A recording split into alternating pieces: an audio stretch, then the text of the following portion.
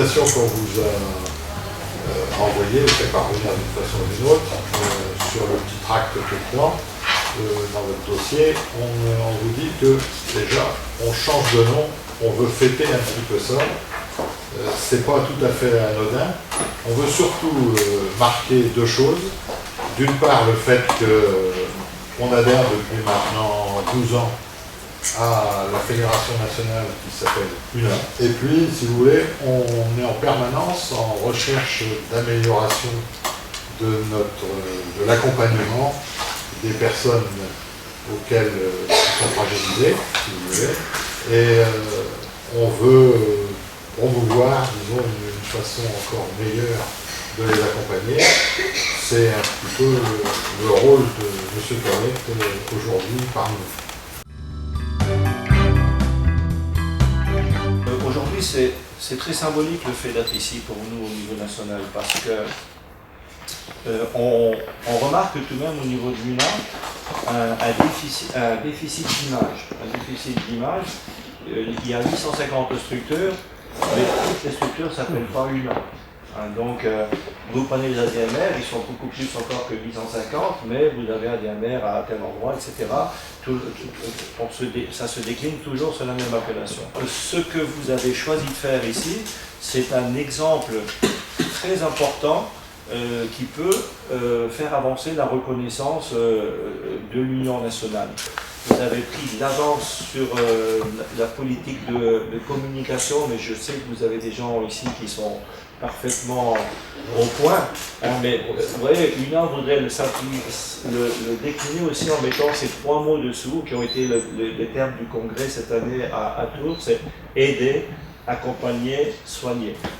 Et c'est sûr que le rêve que peut avoir un secrétaire général, c'est que les 850 associations deviennent UNA. Mais moi, à la limite, ça ne me dérange pas si ça ne se fait pas tout de suite dans l'immédiat. Il faut d'abord comprendre qu'ils sont adhérents à une structure qui les représente et il faut renforcer ce lien. La fusion des régions fait qu'il faut aussi qu'on essaye de fédérer nos structures, nos unions territoriales qu'on appelle.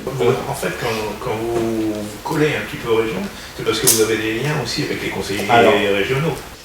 Ne pas avancer avec la région, c'est faire une erreur stratégique importante. Les ARS, la conférence des présidents, parce qu'aujourd'hui, dans chaque région, il va se créer une conférence des présidents, des financeurs, pardon, une conférence des financeurs où vont se réunir autour d'une table disons, les rouages essentiels, les financeurs essentiels. Donc, on doit vraiment coller au nouveau schéma territorial. À ce titre-là, donc, il faut savoir qu'au niveau national, ces fédérations essayent de construire ensemble des documents, enfin des démarches surtout vers les pouvoirs publics pour obtenir une meilleure reconnaissance de ce travail qu'est l'aide à domicile.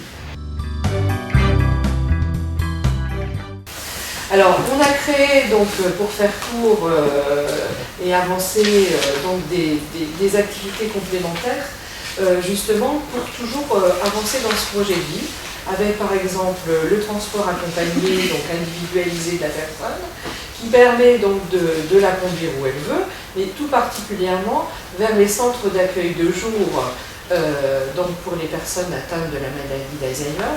Nous avons créé donc depuis février 2014, on a vraiment mis en place et c'est fonctionnel, un service de garde itinérante de nuit, donc avec une possibilité de passage le soir chez la personne qui en a besoin pour diverses choses, que ce soit un change, un repas. Donc là, c'est vraiment pas une prise en charge, un accompagnement très court qui dure 20 minutes au domicile, mais vraiment pour quelque chose de précis. La pose d'un appareil contre l'apnée du sommeil, enfin vraiment des choses qui permettent à la personne de rester chez elle. Et puis donc nous avons donc spécifié notre association justement avec le label Andéo, avec des contraintes liées au label Andéo, avec une obligation de coordination du service, avec une obligation de formation de nos personnels, justement donc pour les personnes en situation de handicap. Alors vraiment, donc, on essaye, nous, donc, de toujours avancer, de professionnaliser. Nous avons donc de la formation pour nos personnels, pour les personnes, l'accompagnement des personnes en fin de vie, pour l'accompagnement des personnes malades d'Alzheimer, enfin voilà. On essaye vraiment qu'elles soient le mieux possible auprès de notre public au quotidien.